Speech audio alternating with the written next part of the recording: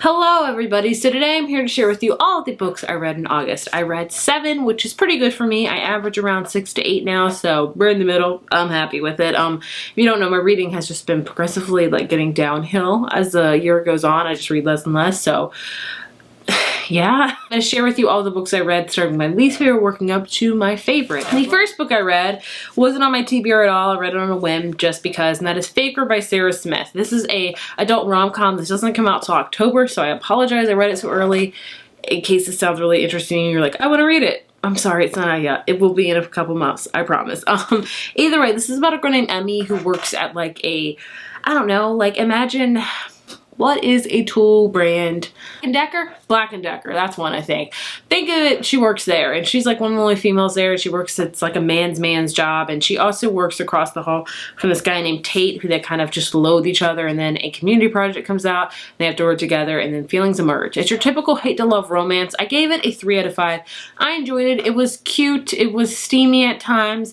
The relationship was well rounded. It just wasn't amazing. I wasn't super invested. I wanted to know more about the characters. I wanted to see a little bit more fleshed out relationships. If you love hate to love romances, I would check this one out because it does do great at that. But if you're looking for an amazing rom-com, I don't think this one was it, but I enjoyed it nonetheless. So 3 out of 5 is a solid average read for me, in case you're wondering. Next up, coming in also at 3 out of 5, is The Bookish Life of Nina Hill by Abby Waxman. Was I planning to read this one? I don't think I was. I read this also on a whim. This one is about Nina Hill, who works at a bookstore, and she has her daily life and her daily routine. And the only child, she has a mom, she's never known her dad, and then she learns that she has a dad and he's passed away, and she learns that she has 4 other siblings and a slew of other family members, and her really quiet, kind of controlled life turns into chaos after that. She also finds some love as well. I gave this book a 3 out of 5 because it was cute, but it was a very quiet type of read of an everyday type of life kind of read, if that makes sense. So it's throughout the whole book, it would have her daily calendar of what she wants to do that day. So it is truly a day-to-day life of somebody. So in case you love books like that, where it's a quiet, really character-focused book, this is a great book to check out. There just wasn't a ton of plot. Not a lot happened. There is romance in it. It was cute and adorable. Like I said, the plot wasn't really strong in my opinion. It was a quieter type of one. Usually I love those, so I'm surprised I didn't love this one. Maybe it's because the quieter character-driven ones have a little bit better plot as well. Maybe that's why I love them more. But this one I wanted to love, and I did really enjoy. I loved the character Nina. I thought she was great, but I just didn't love it. So a 3 out of 5. Again, if you like a really quiet type of character-driven book, definitely check this one out. So a 3 out of 5 is A Quiet Kind of Thunder by Sarah Bernard. This one we follow a character named Steffi, who is a selective mute, meaning that she can talk, but she chooses not to because she has a lot of anxiety, and she is in therapy a lot and things like that. Then she meets a boy named Reese that is also in her school that is actually deaf, and she knows a little bit of basic sign language, so they forge a friendship because they can talk and communicate with each other, and then that friendship becomes a relationship. And it's basically about them learning about each other, trying to, they're in this bubble where they talk about sign language, and Steffi is also dealing with her selective muteness, and she's trying to take different medications to help her anxiety. And I did really enjoy this. It has great anxiety rep, great death rep, all that kind of stuff. I personally can't speak for everyone when it comes to death rep because I'm obviously not deaf. I do have anxiety. I don't think nearly as severe as a lot of other people. Everyone has different stages with it. So I think the anxiety representation was great. There were several times in this book where she would explain a situation. I felt like I was reading myself with her anxiety, the way she would think and the way she would process. And I thought I was literally the only one who felt that way. In one particular scene, I think she was on a bus, and then she had a whole monologue, an internal monologue that happened within I would say a couple minutes of questions of seeing things and doing things. And I'm like, that is literally me every single day. So it was very nice seeing that represented. Overall, 3 out of 5, it was great. Again, this is a quieter type of book where it really focuses on characters. Maybe it's just not the month for me for a quieter type of books. Usually I'm all about them, but I did enjoy this one. My last 3-star is Frankly in Love by David Yoon. David Yoon is the husband of Nicola Yoon, who wrote one of my favorite books of all time, The Sun Is Also a Star. It's about a character named Frankly. Get it? Frankly. See what he did there? Very catchy. And he is a Korean American. His parents were born in Korea and he was born here. So he's very rooted in American culture and in America, and his parents are really rooted in the Korean culture. So much so that they only want him to be with a Korean girl. First, Frank falls in love with an American girl and he has to hide it from his parents. And basically he has a friend who's also Korean, and she is also in a relationship with somebody that is not Korean. So they decide to fake date to appease their parents. That way they can like go out, but really they split off and go with their own significant others. But of course, Frank and Joy develop feelings for each other, and things happen from there. Great Korean American representation, and I loved it for that. Of course, I'm not Korean American, so I can't speak for and exactly, because please take this review with a grain of salt, but I really enjoyed learning more about it and how his parents are really invested in Korean culture, and how, you know, Frank wasn't really knowing about it at all, but as the book progresses, he wants to learn more about his parents' culture and his own culture and things like that. So I really enjoyed it. I gave it a 3 out of 5 because I did think it was a little bit too lengthy for me. It was almost 400 pages, which I think is lengthy for a YA contemporary. I think it could have been 300 pages if I'm honest with you.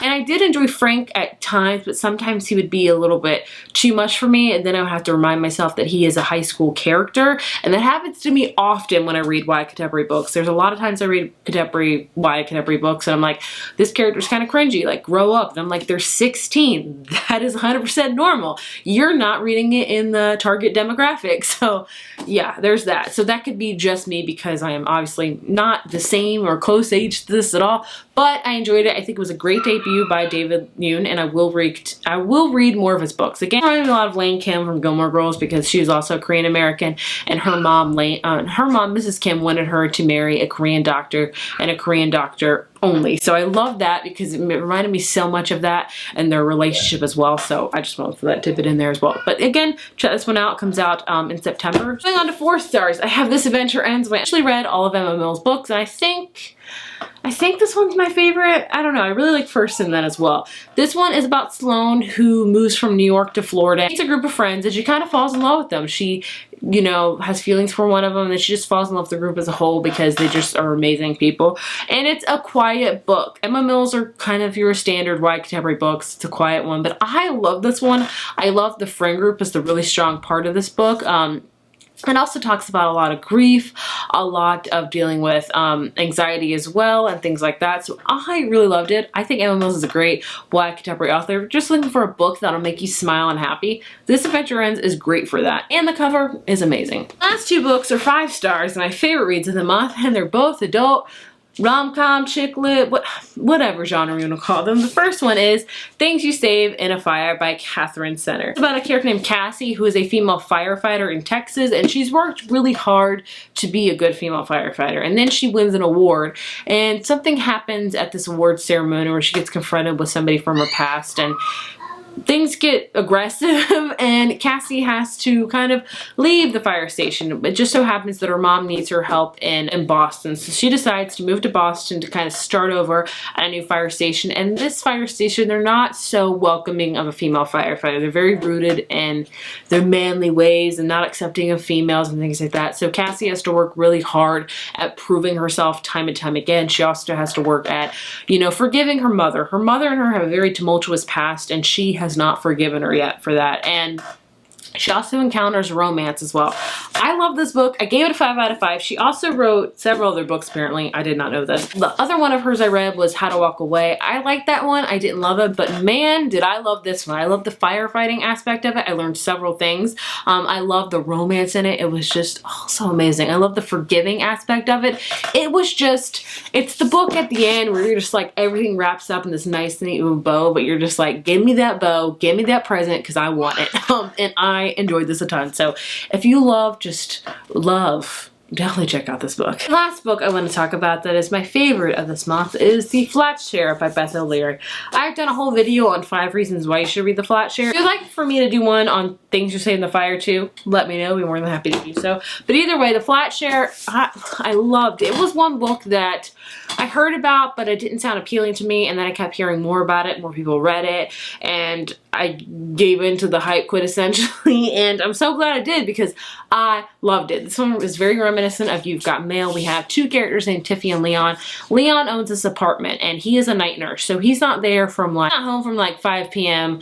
to 9 a.m. and so he decides to sublet his apartment. So Tiffy takes him up on that, and she lives in, so Leon lives in the apartment from like 9 a.m. to 5 p.m. and then Tiffy lives in the apartment from 5 p.m. to 9 a.m. So they kind of like are living in the same like apartment, even the same bed, because it's like a one bedroom. They just don't see each other, like roommates that live together, but they really don't. So they converse using like leaving each other notes like, here's some dinner, or here's something that's broken, and then the more they leave notes, the more they learn about each other, and then you can guess, a romance happens, and it is so adorable, so amazing. I love it so much. I could talk about this for hours. So I have a review on it. I have a whole video of 5 reasons. I have a mashup review. If you want to learn more about it, go check them out, but I would highly recommend checking those books. So there you have it. Those are all the books I read this month. Overall, a pretty good month. 2 5 stars. I'm not complaining at all. But I'm not gonna lie to you, I am excited for the last 4 months of the year because there's so many new releases that I have just been chomping at the bit for, so I can't wait for that. But yeah, let me know if you've read any of these books, or let me know what books you've read this month and what was your favorite and what was your least favorite. Thank you guys so much for watching, and I will see you in my next video. Bye.